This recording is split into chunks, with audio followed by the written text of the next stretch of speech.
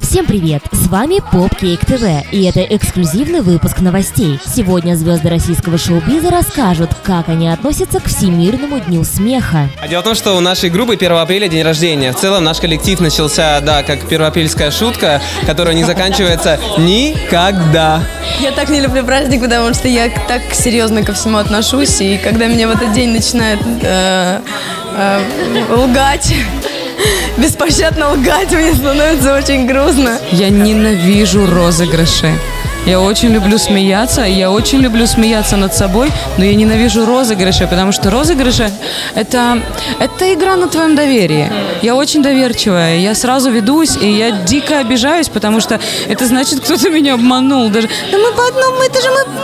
шутку. Я-то вот таких шуток я не люблю. Я лучше 38 тысяч раз обсмею свой Канди Бобер, посмотрю пародию на себя, если она с добрым умыслом и с любовью сделана. Да, конечно. Ну нет, про пародию я перегнула.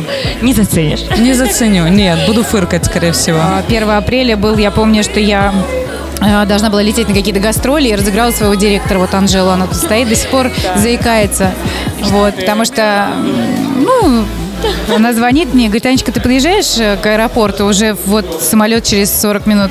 Я сплю, да? Ой, Анжела, я проспала, извини, я не поеду, видимо, никуда. Ну, вот так вот я люблю поиздеваться, конечно. И она не заподозрила, что 1 апреля вообще. Конечно, в такой момент, понимаете, у директора, как у ответственного человека, совершенно его клинит, и уже все забывают, что 1 апреля. Это очень весело. Нет, разыгрываю обычно всех я. Дело в том, что у меня меняется, это происходит вне календаря. Дело в том, что у меня по телефону меня практически невозможно узнать, если я меняю голос. Я обычно приезжаю в какие-то города на гастроли, я звоню своему звукорежиссеру, звоню своим музыкантам. Что ты говоришь? Менеджмент. Я говорю: добрый вечер, скажите, пожалуйста, вы девушка? Бабушка, да?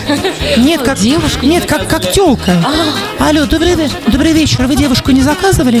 И что-нибудь в этом духе, и, вы знаете, ведутся люди. Самый большой, самый главный розыгрыш вообще любого РТПшника, режиссера и так далее, у вас спина белая. Это же девиз просто 1 апреля. И ты верил в это, да? Да.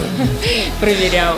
Но это на самом деле самый простой розыгрыш, но он очень рабочий, очень действенный. Все люди, которые забегают 1 апреля на учебу, они забывают о том, что сейчас 1 апреля. Вернее, вот ты, может быть, проснувшись, помнишь, но когда ты бежишь и опаздываешь. И мне часто говорили: да, что-то ты заморался, спина-то белая. И ты на автомате абсолютно реагируешь. Самая простая подколка, самый простой розыгрыш. Работает, правда. Вы знаете, я стараюсь 1 апреля отдыхать, посвятив огромную часть своей жизни юмору. Вот, я решил от нее отдохнуть. Последние 8 лет я от нее как раз отдыхаю. И возвращаться что-то как-то не очень хочется. Поэтому 1 апреля у меня единственный, пожалуй, выходной в году. Как мне однажды всучили реквизит на сцене, который абсолютно даже не был реквизитом. Вот, и я с этим реквизитом пропел целую песню. Я стесняюсь спросить, что это за реквизит? Лопнувший шар. Вот. Знаете, как выглядит шар, когда он лопнул.